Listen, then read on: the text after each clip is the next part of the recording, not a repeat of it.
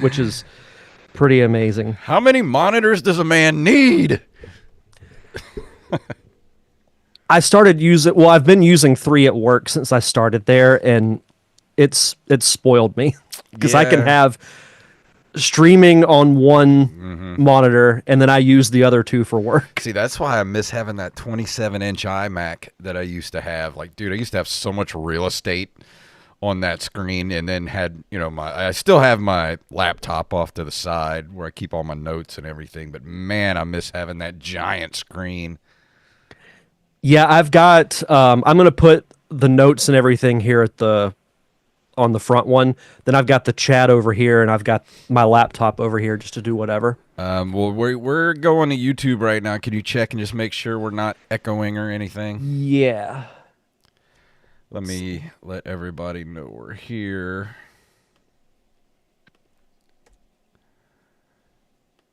Let me refresh.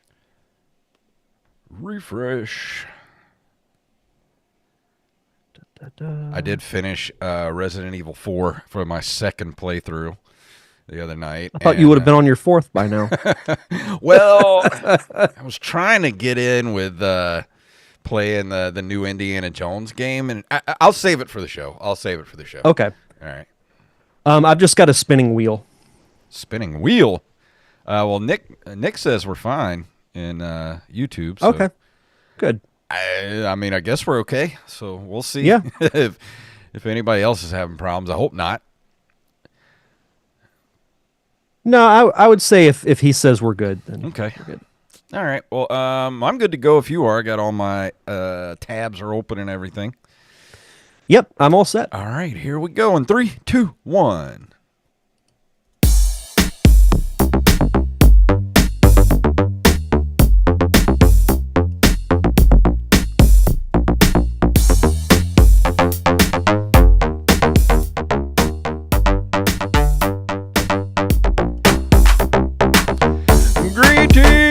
Programs. It is 2025, and we're a day late, but we're never a dollar short. We're here for the Nerd Cave Retro Show. My name is Jason Robbins. And my name is Derek Diamond. So sorry we a day late this week. We had some stuff pop up last night, but we're here. We're doing the show. Not too late.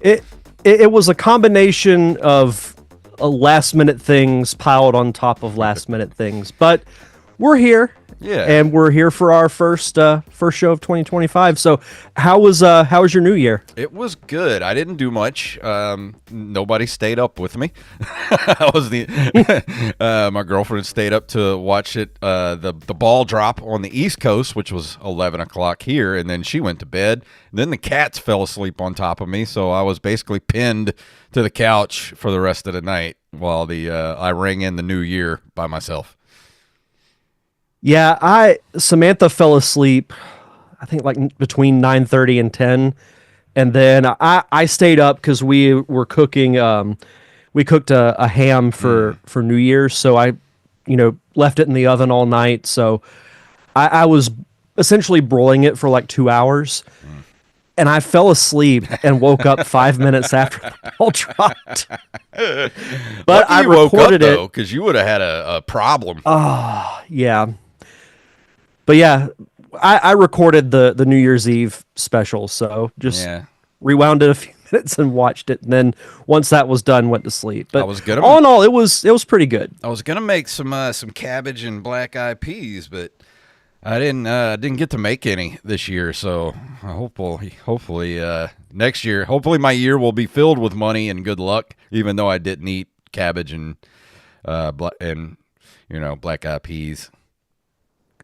Yeah, Nick in the chat says he played Mother 3 on New Year's Eve and stayed up till midnight. Yeah, he mentioned that in the Discord. I want to play that game at some point this year and review it because I love Mother 2 / Earthbound, and I think I need to make that happen. And Angelina just sent me a text that said, "I'm so sorry," with a little gif of a kitty cat looking all sad. I'm like, it's okay. It happens.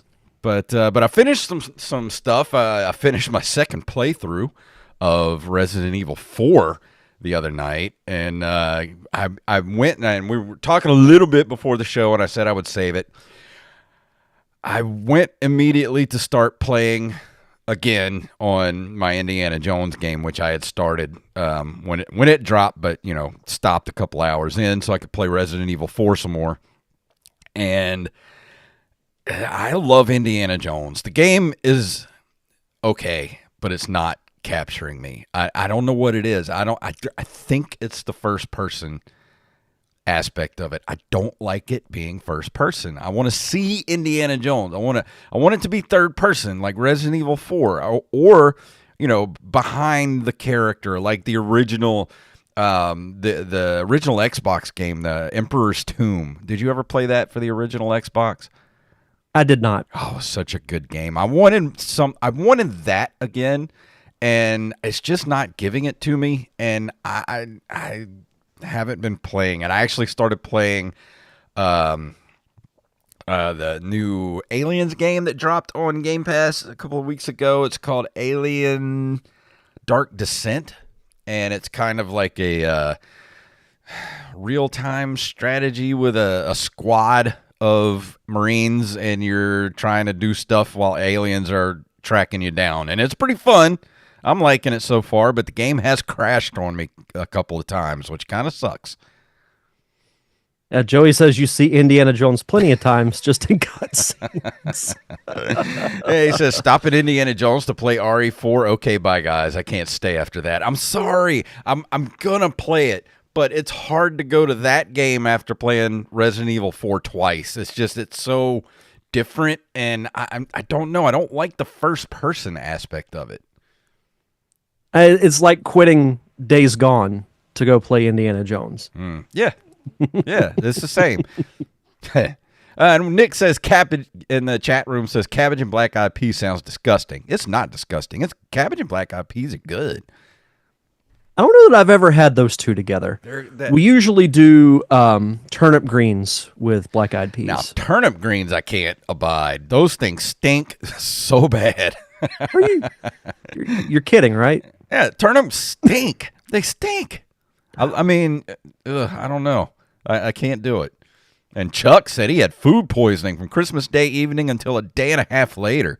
Man, that sucks. I'm sorry. Yeah, I hate to hear that. But did you finish playing anything in the last week or so? Not finish anything. I have started playing Star Fox Adventures, which I haven't played since probably the mid-2000s. I'm going to be reviewing that on next week's show, and really enjoying getting back into it so far. That game is better than people give it credit for. Mm-hmm. There's some really interesting backstory into that game that we'll dive into for the actual review. But other than that, I've dabbled into a little bit of Sonic Generations, but nothing like a couple of weeks ago when it first came out. Yeah, I know I'm going to jump back into the indie game at some point, but it's just hard, and I don't know why. And I love Indiana Jones. It's like it's disappointing me that I'm not feeling that game right now, and it's kind of bugging me. Well, maybe it'll grow on you. But anyway, it is the first episode of 2025, and we're going to be doing our top 5 missed opportunities in movies and TV. But right now, we have some news to get to. Derek, you ready for the news? Sure. Let's do it.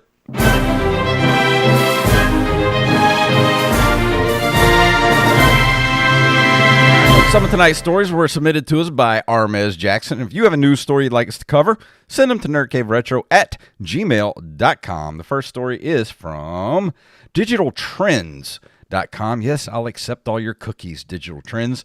Retro gamers have a whole lot to look forward to in 2025. If you love retro games, 2025 is about to be a feast. From remakes to remasters to series revivals to games inspired by classics, plenty of games with a heavy retro influence are already slated for 2025.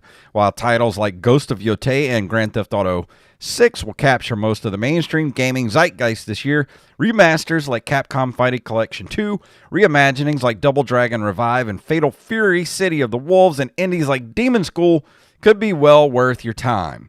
Let's see. let's see. He has combed through the video game release calendar and pulled out 50 retro remakes, remasters, reimaginings, and revivals currently in the works. Many of them are set to launch in 2025. Let's see. And some of them include. I never know how to pronounce this. Is it Ease or Wise?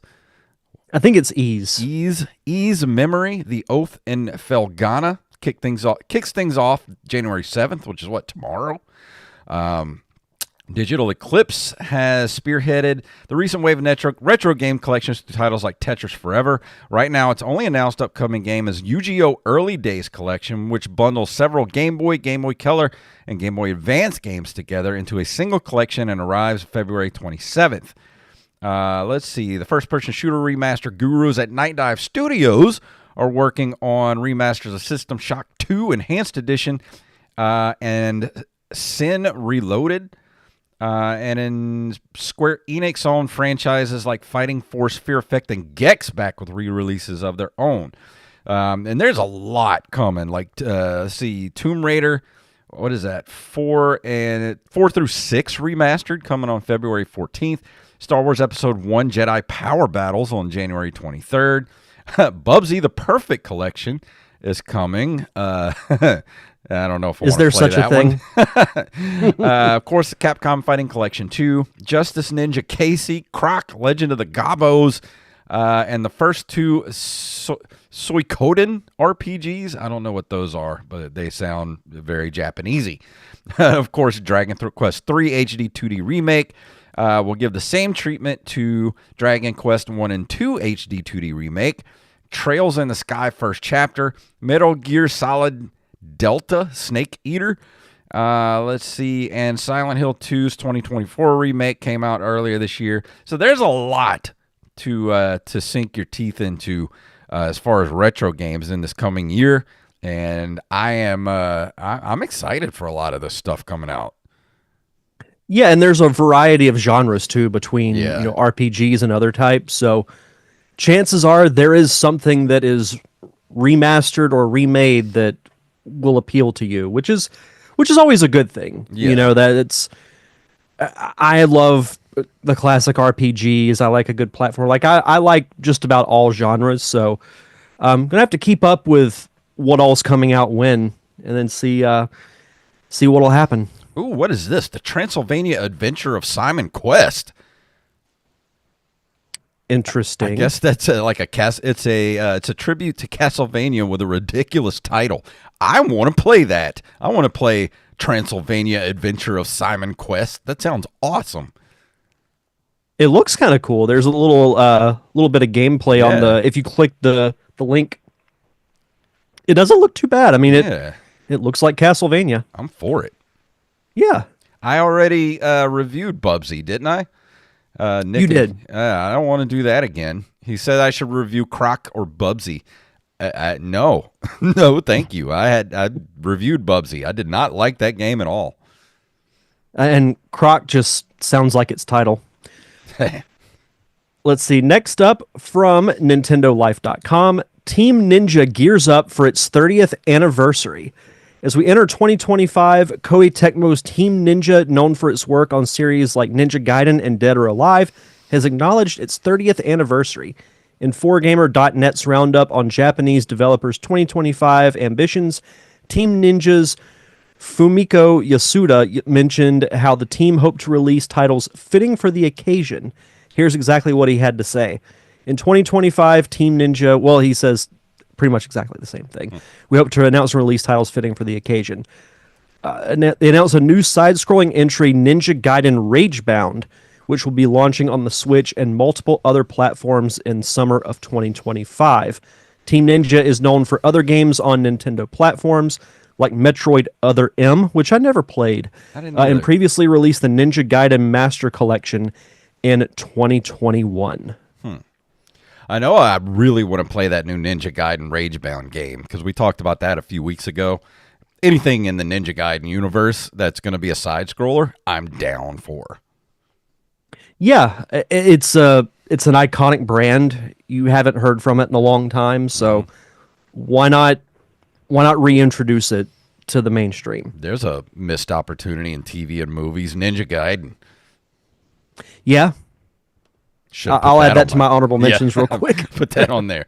Let's see. Joey says someone needs to remake the original Transylvania, the C64 DOS game. He said it was super popular on C64, and he first played it on his friend's Apple II. I don't remember the original Transylvania. I'll have to look that up.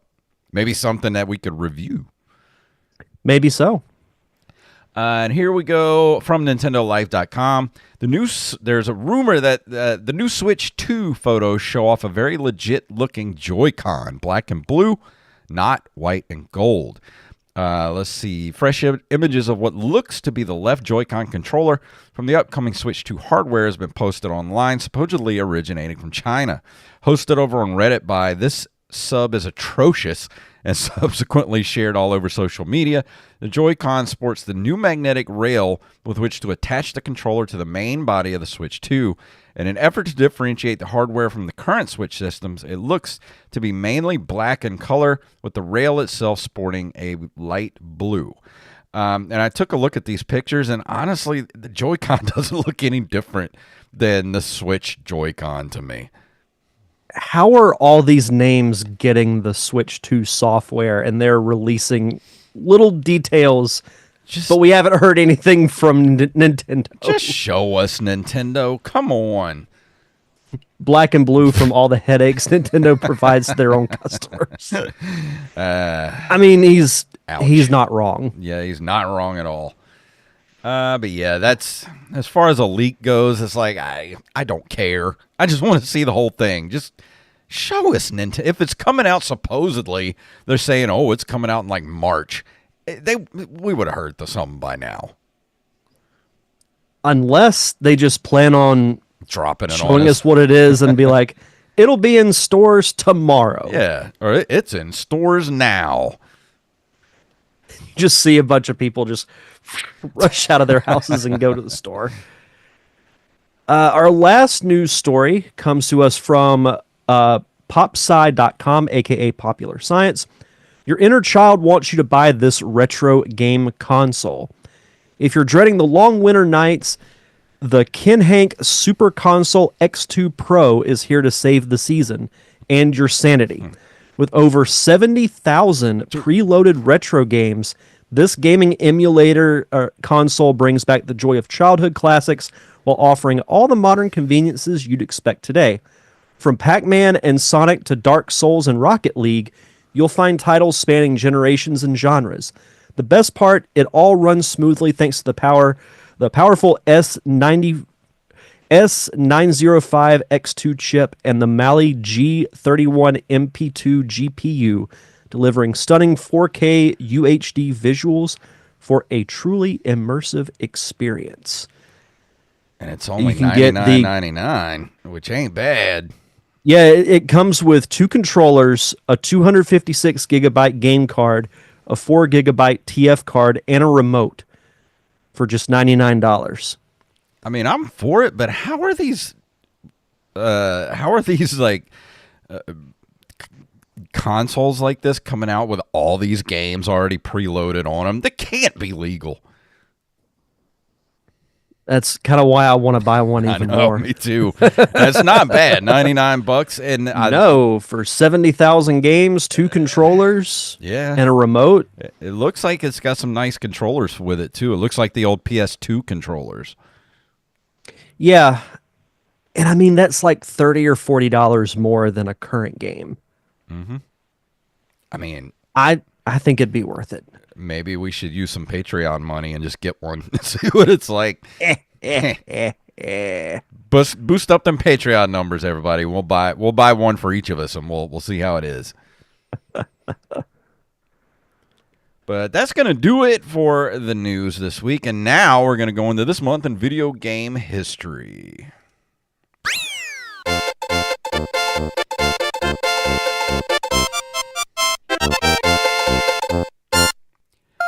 In January of 1985, Commodore releases their final 8-bit computer, the Commodore 128.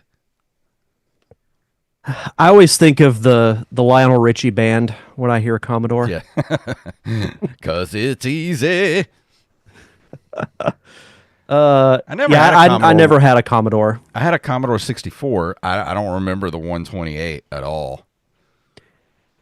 It just looks like a keyboard that was pulled out of 1985. I mean, that's all the Commodore 64 was, just a keyboard you hooked up to the TV.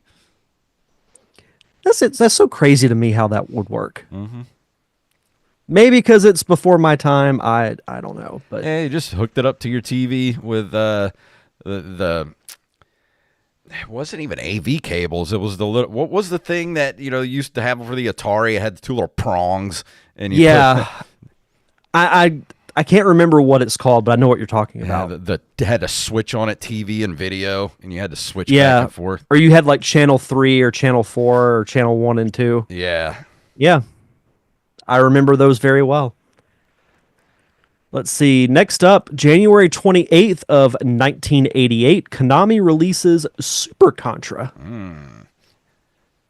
I feel like this would have been a great launch title for the Super Nintendo because it had to have Super in front of everything that was on it. That game was freaking hard. The Contra game that was on the Super Nintendo, holy crap. I think it was Contra 3 that was on the SNES Classic. The Alien Wars, that's it. I couldn't get past the first level. Couldn't either. It was insane. Yes, Chuck got it. It's the RF output. That's it. Okay. Yep. Let's see. January 29th of 1996, 3D Realms and GT Interactive released Duke Nukem 3D for MS-DOS in North America. I really think they missed the... Here's another missed opportunity. John Cena is Duke Nukem. Yeah, no kidding. Not a missed opportunity by taking 17 years to make another game, and then by the time it dropped, nobody cared anymore. Wait, Duke Nukem is just such a product of the 90s. Oh yeah, you can't take him out of the 90s. You got to leave him there in the 90s. So this will be a little preview of our discussion here in a bit. What you could do is you could have Duke Nukem, John Cena as Duke Nukem. The movie primarily takes place in 1996. Mm-hmm. He's somehow sucked from the 90s into today and is just like a fish out of water. I would watch that. I think that'd be hilarious. Where's our movie check? I'll just sit by the mailbox till it comes. Let's see. January 1st of 1998, the ESRB changes the kids to adults rating, a.k.a. K-A, to E for everyone. Rated E for everyone. I like the E for everyone better because that tagline, they shove that down everybody's throat. Yeah. Anytime a family game would come out, it'd be like, rated E for everyone. Do they even do that for any of the other ratings, like MA? Because you never hear it. Or do they? Is that the only one they do is rated E for everyone? I think so. No, they do the mature games. Because I remember it might have been Halo or some games similar to that where they would say, rated M for mature. Ah, that's right. Yeah, now that you say it. Now I can hear it now that you say it. Rated M for mature. January 3rd of 2001, RuneScape is released for Windows. Did you ever play RuneScape? I did not. Yeah, Angelina was playing RuneScape again there for a little while during the pandemic, but then she kind of fell off of it. It's still going. Yeah, I never really got into the PC games around that time. I know of RuneScape. I knew people in high school that played it, but it never appealed to me. Yeah, I never played it. I didn't get into the MMORPGs until City of Heroes around 2005, and then I got into WoW. And yeah, Chuck said it's still going. Yeah, RuneScape is still going. I mean, it's 24 years now, still going. Same with WoW. I mean, they're just 20 years now. They've been going like crazy. And speaking of 20 plus years, we are in a new year, so you know what that means. Yeah. We get to count 2005 in video game history. January 11th of 2005, Capcom releases Resident Evil 4 for the GameCube. Dude, 2005 was like 3 weeks ago. That's what it feels like sometimes. Why? Yeah. That's crazy. Yeah, it's just to think like last year was 20 years since I've been out of high school, and now it'll be May will be like 20 years since I like decided that I wanted to pursue like film and TV, You know which is what? kind of nuts. I heard something the other day, or read something that made me nauseous. Was 2050 is now as far away as 2000. Yeah. Isn't that stupid? I hate it. Yep. I don't like Yeah, and it. kids today talk about the 90s like we would talk about the 60s. Oh my God. Let's move on, please. This is making me sad. Before we put ourselves in the grave. Nick says Condemned review win. Actually, I almost bought Condemned at GameStop a couple of weeks ago. I don't know why I didn't get it. I'm going to go back and see if it's still there because I want to play it. I would love to review Condemned, one of my favorite games for the Xbox 360. Maybe it'll still be there.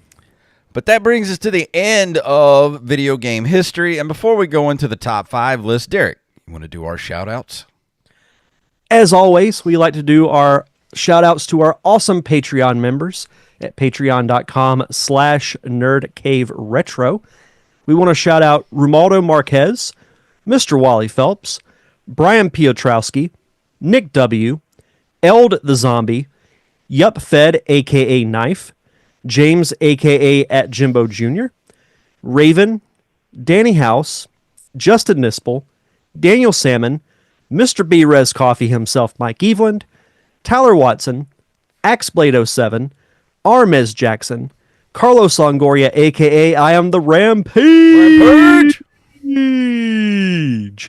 Staff Sergeant Sketch, Gus and Penny, Matthew Salmon, Mr. Joey Image, and of course, Mama Diamond. Donna Diamond. Thank you all so much for your continued contributions and keeping the lights on for us here at the Nerd Cave Retro Podcast. And for as little as $1 a month, I know it's January, everybody's broke. I'm pretty tight on cash myself, but for as little as $1 a month, you get your own RSS feed with 0 ads for the show, and you get early access to our bonus episodes, which for the most part include a commentary track. We have done some roundtable discussions in the past as well. We've done commentary tracks for, like most recently, we did He-Man and She-Ra, the Christmas special, in which I annoyed Jason and Joey with my optimism on the fact that I thought the story would make sense. It didn't. It didn't really, but I carried that flag for as long as I could. But we've also done numerous tracks for, let's see, The Real Ghostbusters, Gargoyles, Darkwing Duck, live-action movies like Christmas Vacation, Clue, animated movies like Transformers the movie. The list is near endless, and we've just scratched the surface on the commentary tracks that we've done. And we're going to be doing more roundtables this year, too. So get ready for those. We're going to be doing more roundtables this year. Yep, more roundtables. And if you want to be a part of our awesome Patreon community, just head over to patreon.com/nerdcaveretro. And for new patrons, be sure to send us your social media information, whether it's Twitter, Facebook, or Instagram, so we can give you a proper shout out. Let me see if I have a bumper for this. Yeah, I'll play this here. So that'll be our intro for the top 5 missed opportunities in TV and movies.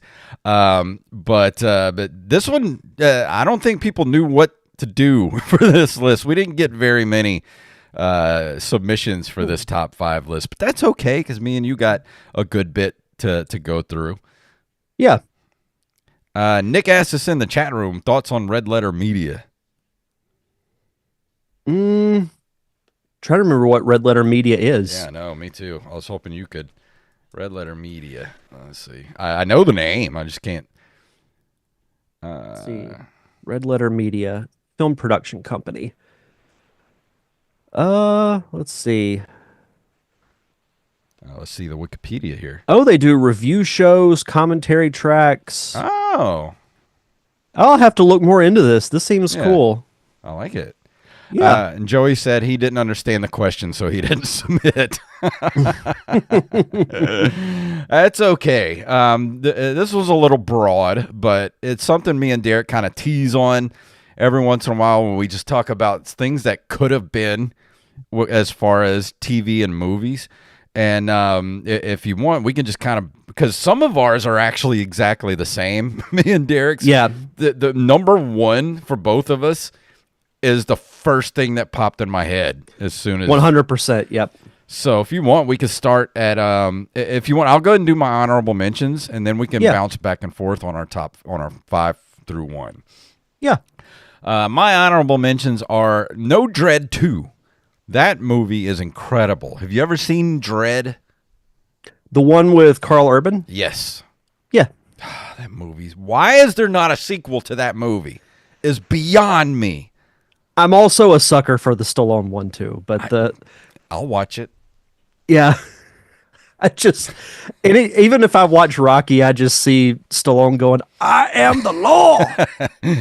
But I mean, The Dread is one of the best sci-fi movies of the teens that came out. What came out? What, like 2015 or something like that? And if you have not seen Dread, I implore you to go watch that movie. It is so underrated, and nobody saw it, but it's so good. And there needs to be there should have been like 3 of them by now, at least. Carl Urban's so good. Yeah, it came out in 2012. You can watch it on Amazon Prime. Got a 7 out of 10 on IMDb and an 80% on Rotten Tomatoes. So yeah, not badly regarded. it's good. It's great. My second honorable mention is, why has there never even been talks of a live-action Castlevania show or movie? And the first 2 seasons of the anime were fantastic, but the 3rd season was kind of meh. I didn't even finish the 3rd season. But you would think... I never even started it. Like, you could do a really cool, almost like Hammer horror-style Castlevania series of movies. They just... sounds fun to me. Like, why is that not a thing? Maybe now that we're getting more successful video game adaptations, Castlevania will be one that's done. I hope so. And there's so many video game movies and shows that you could make.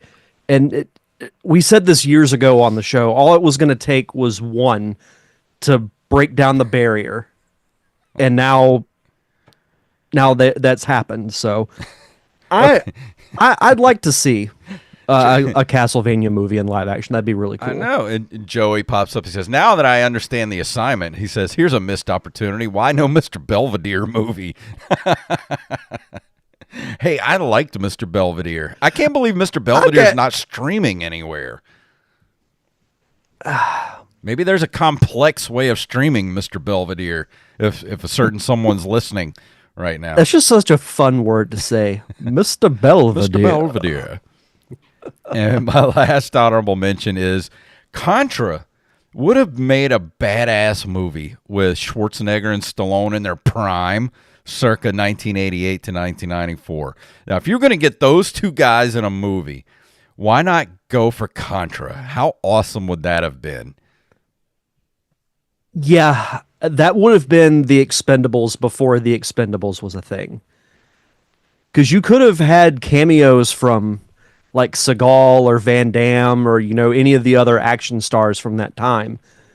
And that would have been the first big like collaboration between all of them. Because like the Expendables were fun, but none of the movies were really that great. Yeah, they're not really memorable. No, they're not. And they should be, because you just look at the cast and you're just like, oh my God, this is going to be the most amazing movie experience ever. And they're just like, yes, they're all right. Because I saw the first 2 in the theater. I took my dad to see them because my dad loves all the old 80s action movie guys. So we went to the theater to see it. And I loved it in the theater. It was awesome, but I couldn't tell you anything about either of the first 2 movies. Like, I don't remember anything about them. I don't either, to be perfectly honest. And he says that Mr. Belvedere's been on the Plex server since it started. I didn't even know. I'm gonna have to watch some Mr. Belvedere now. Might have to. Yeah, round to table put- on the pilot episode. I'm for that. Okay. Let's do that. Yeah. All right. I'm for I'm it. for it. I'll might have to watch Mr. Belvedere at work tomorrow. All right, so starting at number 5, what you got for me? So this has been done, just not very well. So this opportunity was done, but it was a missed opportunity for it to be bigger than it actually was. Yeah. And that is the original and next generation cast of Star Trek coming together for a movie. So it kind of happened in some episodes of Star Trek The Next Generation. They brought in Bones. Scotty was in an episode. Spock was in a couple. But you wanted to see the two crews interact with each other. Yeah, they kind of did it in Generations a little bit, but just, I don't know. And they had the perfect character to make it happen. Q from The Next Generation. For those that have never watched Next Generation, Q is basically like God. Yeah. He's omnipotent. He could have brought the two crews together. And you could have had like Data interact with Spock. You could have had obviously the Picard Kirk bit. All like have them all interact with each other, and it would have been cool. It was like in Spider-Man No Way Home when Andrew Garfield and Tobey Maguire showed up, and you got to see them interact with Tom Holland and just see how cool it was. That would have been incredible. They kind of still could, I guess. With like they had the entire TNG crew there for Picard, and then you've got you got Spock and stuff from Strange New Worlds. So if they eventually bring, because they have Kirk and Spock in Strange New World, but if they like maybe have the original crew but new actors, the new actors playing those parts, mixed with the TNG crew, that could be fun. Yeah. I'm just thinking, like, with all of the original crew when they were still alive, if you would have put them on the Enterprise with Picard and crew, that would have been so good. Yeah, that would have been awesome. Yeah. That's my number 5. Chuck's right. Lower Decks does the best Star Trek crossover of any of the series. Did you watch that episode of where the crossover of Lower Decks and Strange New Worlds? No, I've heard good things about Lower Decks, but I haven't watched it. It's so good. It's better than it has any right to be. That's what those that have watched it, that's what I've heard. And at my number 5, I have no Keaton/Burton Batman 3. Could still be done and needs to before both of them get too old to be doing movies anymore. Yeah, looking back on it, like I like Batman Forever. It's a fun movie. I consider that to kind of be my first major Batman movie because that came out in 95. Yeah, and so I would have been. Technically, it's supposed to be still in the Burtonverse, but I don't really see it that way. Yeah, it's like loosely associated with the Burtonverse. And I mean, they could still do it because even though like they're older, but you'd obviously factor that into the storyline. But they could have had the original plan, at least is what was rumored anyway, was that Billy D. Williams was supposed to come back and become Two-Face. Yep. And Robin Williams was going to play the Riddler, which would have been... I love Jim Carrey's Riddler, but Robin Williams actually could have put a more maniacal side to it, because if you don't think Robin Williams has the ability to pull that off, go watch a movie called 1 Hour Photo. Yeah. And you'll see how creepy and weird he can be. It definitely would have been a lot darker than what Batman Forever turned out to be. And I still want to see it. I mean, Michael Keaton put on the bat suit for The Flash. He could do it one more time for a Tim Burton movie and sort of do almost like The Dark Knight Returns, where, a disciple of the original Joker pops up and is terrorizing the city, and he has to put on the bat suit to take out this new Joker. I mean, and it's his last hurrah as Batman. Like, how awesome would that be? Let him go out in style. Yeah, because it was cool seeing him back in the Flash and all, but that movie wasn't very good. Yeah. So No. I would Those I'd were the love best to see parts it. was when Michael Keaton Oh showed yeah, up. everything with Keaton was 10 out of 10, Yeah.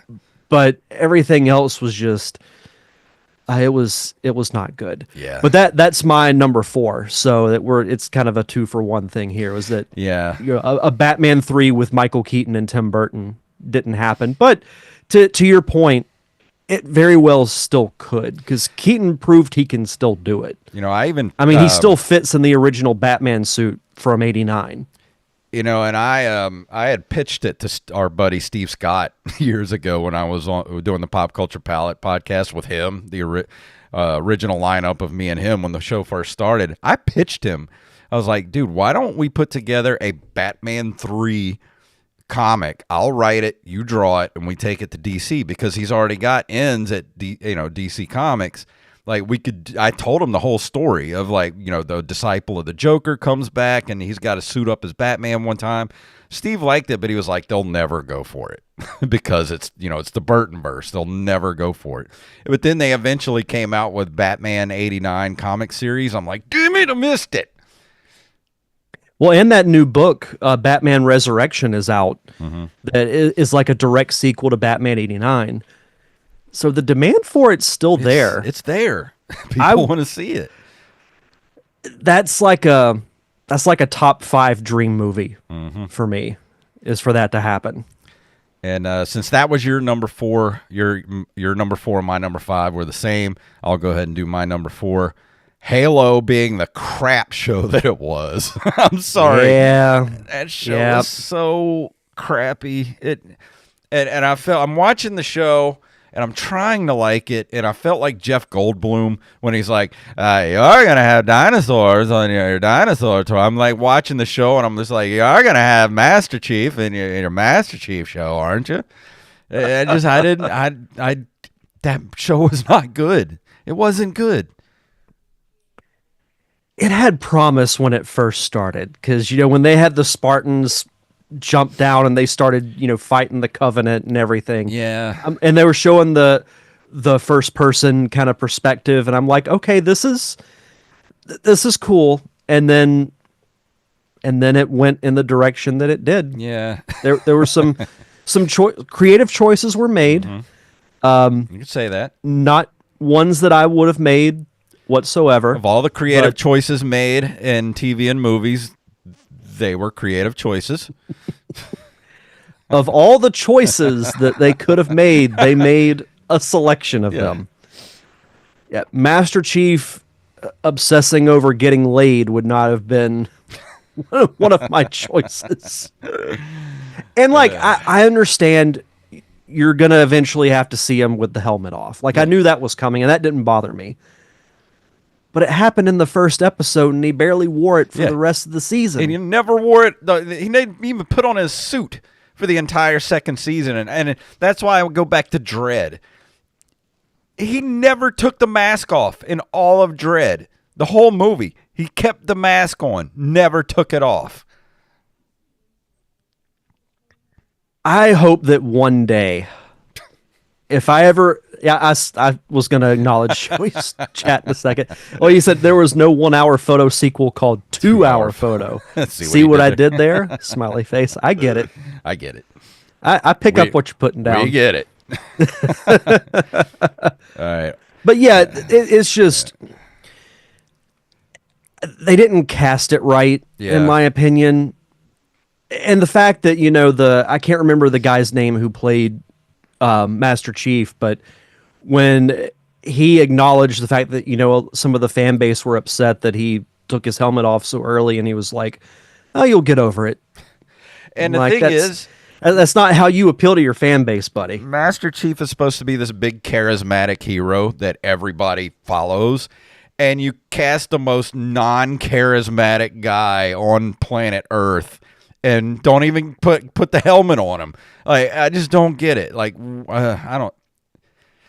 Cortana was all right. Yeah, They got Jen Taylor who voiced her in the games, so Cortana was done right. Yeah, But yeah, maybe one day it'll get a redo. maybe. So let's see. That would have been your number 4. So my number 3. This is still ongoing, but I had to put it on there. The Multiverse Saga in the Marvel Cinematic Universe. Mm-hmm. When the MCU started, we were all of us longtime Marvel fans were loving it because we got the Iron Man movie that led to the Avengers, and we knew that was going to lead to Thanos getting the Infinity Stones. And then that led to 2 of the best movie experiences I've ever had in my life with Infinity War and Endgame. And we're thinking, how are they going to top it? They announced the Multiverse Saga. And you think, okay, well, they could bring in, because Disney owned Fox by that point. So it's you can bring in some of the X-Men. You could bring in Wesley Snipes. You could bring in some of the Fox or, Universal characters, which they have done to a degree, but it's just been such a slow burn. Yeah. They've been making all of these one-off movies that they have a purpose, but I feel like they've gotten lost in the shuffle. With Iron Man, you knew where it was leading. It was leading to the Avengers. When the Avengers ended, you knew it was leading to Infinity War. Yeah. Where has this been leading to? They lost. They were going to build. They were going to build up King the Conqueror as the big bad, but then Jonathan Majors decided to be an idiot and got himself fired from Marvel. So now they're bringing back Robert Downey Jr. to play Doctor Doom, which 9 times out of 10 I'd be like, I think he'd make a great Doctor Doom. Ted Danson played Master Chief. I would actually like to see a short with that. And then he retires and buys a bar in Boston. But the only movie that's made any sense with multiverse stuff was Deadpool 3. Yeah, and they did that Doctor Strange movie called Doctor Strange in the Multiverse of Madness. And they went to 2 or 3 different universes. And yeah, they brought back Patrick Stewart, which is great. They had John Krasinski do a cameo because everybody wanted him to play Reed Richards. But other than that, it didn't really do anything. And that's how a lot of the movies have been. And now they're saying that Chris Evans is coming back, that Scarlett Johansson's coming back, and I just don't know if they can capture lightning in a bottle like that again. Yeah, I don't know. I think maybe everything's kind of too far gone at this point. I don't know. We'll see. I mean, my theory for the longest time has been it's obviously going to lead to Secret Wars, and I think from there will be a new singular timeline. From there, I don't know what you do, but I also kind of feel like superhero movies are kind of on their way out as being the dominant force in theaters. I'm excited for the new Superman, but I worry that it's too little too late. Yeah. Speaking of DC, my number 3, not making Nathan Fillion as the Hal Jordan Green Lantern and having him go crazy, which could have led up to the Justice League movie being the Parallax View storyline, where the Justice League has to band together to take down a crazy Hal Jordan who has killed all the other Lanterns and taken their rings. Snyder's dumbass. Why not do that? Make Green Lantern the big bad for your first Justice League movie. Well, now James Gunn is kind of rectifying it. I know Nathan Fillion's not playing Hal Jordan, but it looks like he is playing a Lantern, so that's better than nothing. But yeah, he would have been the perfect Hal Jordan, and that would have been a great storyline because you have the fallen hero that has become so powerful that it takes the entire Justice League to bring him down. Mm-hmm. That would have been much more compelling than Darkseid from the other side of the galaxy that's just kind of this looming threat, and he sends one of his henchmen who no one takes seriously. Yeah, I mean, you make a character like Hal Jordan and put Nathan Fillion in that role, somebody who's very lovable, and make him a lovable character, and then just have him tragically go evil. And it takes the entire that's compelling. That's good storytelling.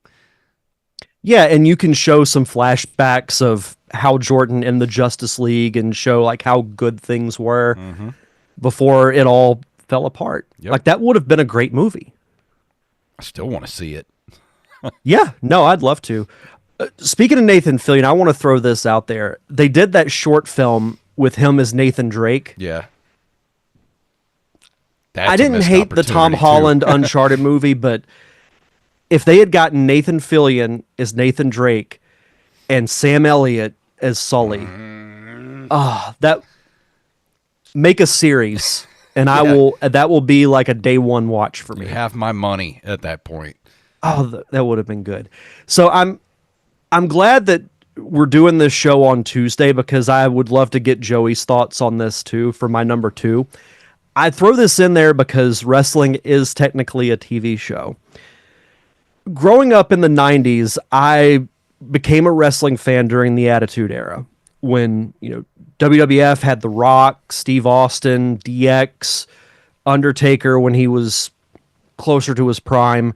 You also had WCW with the NWO, Sting, all those characters. And you would always think, like, what would happen if the two companies, like, combined and they had these awesome rivalries? It was like the discussion on message boards for those that are younger. That was before we had things like Discord and, servers and things like that. We do these fantasy matchups. Like, what would happen if Sting fought The Undertaker, if Goldberg fought Steve Austin? Well, WWF bought WCW in 2001. The problem is that a lot of the big WCW wrestlers were under big contracts, and they got paid a lot of money to sit at home and do nothing. So they weren't available when WWF did their Invasion storyline. You just had, and I don't want to say this in a derogatory way, but you didn't have like your Stings, your Ric Flairs, your Goldbergs. Yeah. They didn't come in till later. And they could have, that still to this day could have been the best storyline ever done. Like, maybe not from a technical or compelling standpoint, but just for the fact that it happened, people would still be talking about it 24 years later. Yeah. And I get why, but man, a lot of money was left on the table. Yeah. A lot of money. Yeah, Joey says, contracts were guaranteed, so they sat home and got paid. If they had done, if you would have put, say, like Goldberg and Steve Austin in the same ring together, the buildings would have shook. Yeah. From the crowd reactions. Speaking of, it would have been incredible. Did you see Hogan get booed last night? Oh, I laughed hysterically when that happened. Oh man, I was kind of hoping it would. Yeah, and then I'm like, wow, it got worse. That was painful to watch. yeah, it was. Poor Jimmy Hardy was like, why are we getting booed? Yeah, I felt bad for him. Yeah, I feel bad Joey for Jimmy Hart, not for Hogan. No.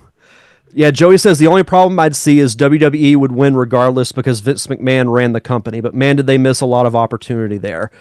Booker T is the only one supposedly who turned down stay home and get paid because he actually wanted to go to work. I can see that. And Booker T did well for himself. I mean, he's still, I think he's a commentator on NXT now, so he's had a secure job for a long time. Yeah. But it's just, when you think of what could have been, like, they could have done that for like 2 years. Yeah. And it would have been amazing. But that's my number 2. And my number 2 is, of course, Resident Evil, being the weird franchise it was. Why mess with what was good about the games? I mean, the first movie was good. I'll give it that, with the Mia Jovovich one. But then it went in such a weird direction with the rest of those movies. And then they tried to do a Resident Evil movie not too long ago where they did a lot of Resident Evil 2 stuff in the movie. It was like way too much in one movie. And I'm like, what are they doing? Why? I mean, they could have just done the first game. I mean, they would have made great movies. Just have somebody in there who actually knows the material and doesn't try to do 3 games in one movie. Yeah, with the first Resident Evil, it was one of those things like we were used to. If a video game was getting adapted, it wasn't going to be a whole lot like the actual game. Yeah. But it was still a decent movie. Like, it wasn't bad. Yeah. And then I remember watching the second one, and I'm like, this is just kind of going in a weird direction. And I don't think I watched any of the other sequels, but it's been proven with Sonic, with The Last of Us, with Fallout, you can stay respectful to the source material and still make a good movie or a good show. Resident Evil would be great. I'd love to see it happen. Just adapt the first game. That's all you got to do. Yeah, all you got to do is put Leon Kennedy in there and Claire, and I don't know. I must be crazy to actually want to put the characters from the freaking game into the movie.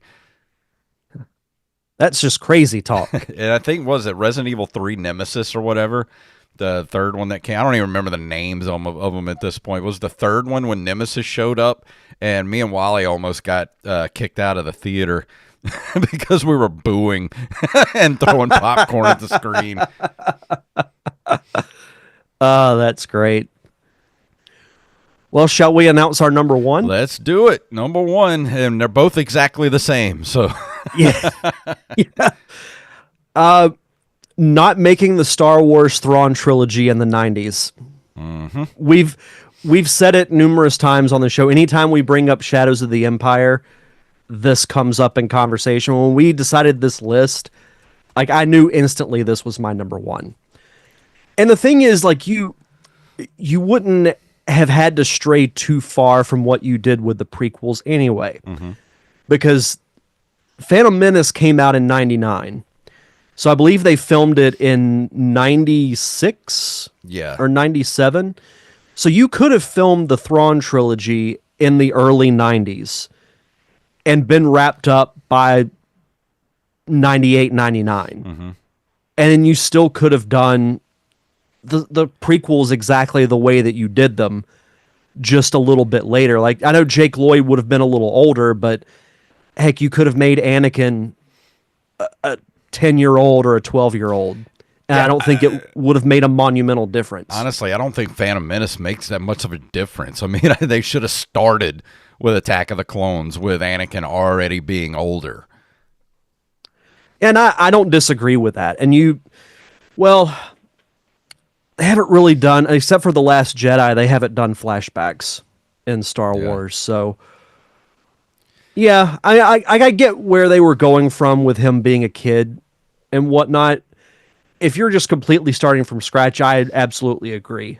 I would have started out with him older. But I'm saying if George Lucas wanted to do exactly what he did with the prequels, you could have just pushed it back a couple of years and it wouldn't have really changed anything. Yeah, because, I mean, if they would have just done the Thrawn trilogy in the 90s, everybody was still young enough. It would have been age appropriate at that time, you know, who knows? Harrison Ford probably wouldn't even have wanted to do it, but, you know, you could kill him off like you wanted, you know, and just put somebody else in there to hang out with Chewie.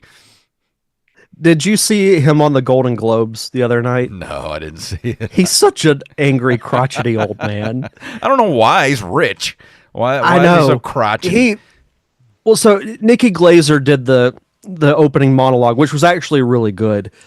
And she made some kind of joke at Harrison Ford, and he just no-sold it. He just looked at her like, I'm going to kill you. Like what? Why do you got to be the way you are? Yeah. Like, you've played two of the most iconic film characters of all time. You have more money than like you know what to do with. And if you ever just see angry. if you ever see the TV show Shrinking on Apple TV, I think that's the closest to actual real life Harrison Ford is that character. What's funny is that's the show he was nominated Yeah. for. I mean, he's just a crotchety old dude, and he just hates everybody. And I'm like, that's probably really like the way he is. Yeah. But yeah, that's I won't take up any more of what our number one is, but yeah, that was kind of my thought. Well, I just wanted to add in there that I put not making the Star Wars Thrawn trilogy in the 90s and also a Shadows of the Empire movie while everyone was still young enough to pull it off. If you've never seen anything about Shadows of the Empire, it was in the 90s, keeping Star Wars alive when there was no Star Wars anything. And it was canon at the time. It had, Shadows of the Empire video game had as big a rollout as any Star Wars movie. And it took place in between Empire Strikes Back and Return of the Jedi. And it would have made a great movie. But what could have been? They did everything but a movie. Yeah. They did much. a novel, a video game, a graphic novel, an audiobook. It was everything but a live action movie. Yep. It should have been. And it would have been great. And now it's not even canon anymore. What the hell? Yeah. But we got a couple of submissions for the top 5, and let's see. Are they on our Discord? Yeah. Let's see. I know that I Am the Rampage had one. He said Hollywood Pictures missed the opportunity to not waste $48 million making Super Mario Brothers in 1993. He's not wrong. Yeah, not wrong. And then there's Brandon Rutledge, our good friend Brandon, who wrote, "Hope I'm not too late. Threw this together at the last minute." Number 5, upcoming Mortal Kombat sequel casting The Miz as Johnny Cage. Don't deny it. He would have been a perfect fit for this role.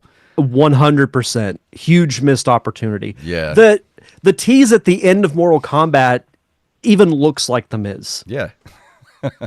Number 4, Spider-Man 3, making Venom the main villain instead of Sandman, make the more popular villain the villain, but switch out Topher Grace.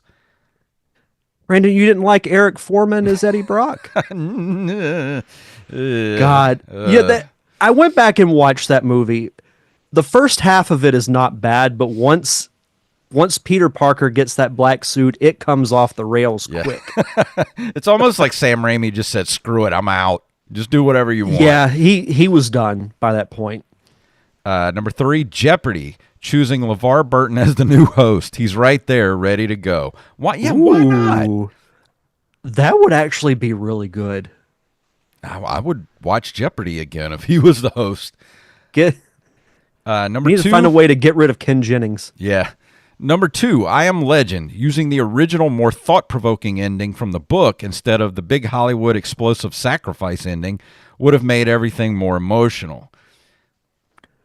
What's funny is for the sequel, they're actually using in the film, it's the alternate ending, but in the book, it's the actual ending. They're using that to move forward with the sequel, which I think is going to confuse some people, but ultimately, I think it's the smart thing to do. And at number 1, Dragon Ball Z, making Gohan the new, am I saying that right? Gohan. The new main protagonist following the Cell game saga. It was perfectly set up, and they practically fail-safed back to Goku. Yeah, that seemed like the direction that they were going in. But to me, I like it. It's not bad, but Dragon Ball Z falls off a little bit after the Cell games. And Joey said, I do agree with that. And Joey said for I Am Legend, they did use the book ending. It's in the extras on the DVD. Yep. Not the theatrical release. Yeah, I don't know why they didn't just use the book ending. Who knows? It's Hollywood.Ey're all dumb. that should be a shirt. It's Hollywood. They're all dumb.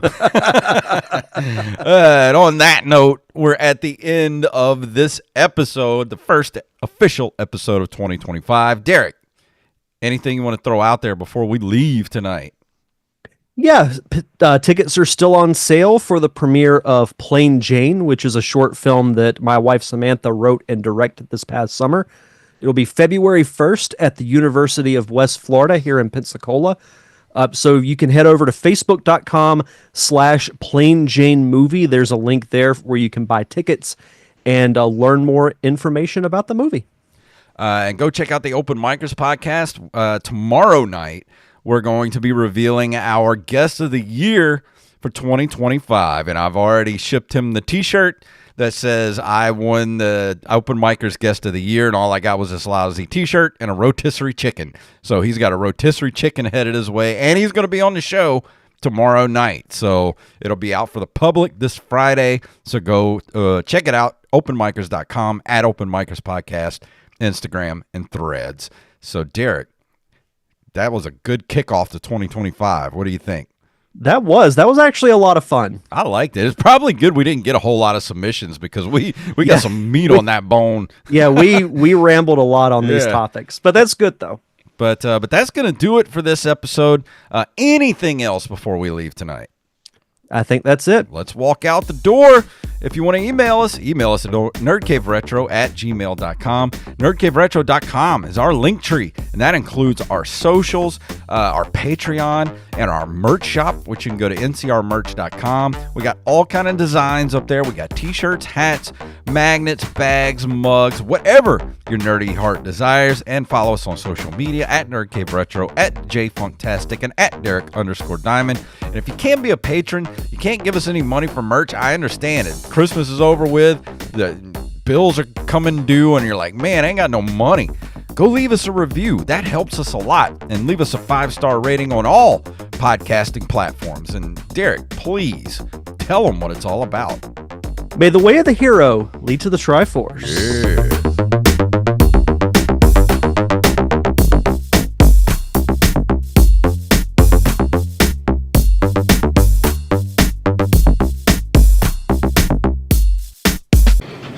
What's that smell?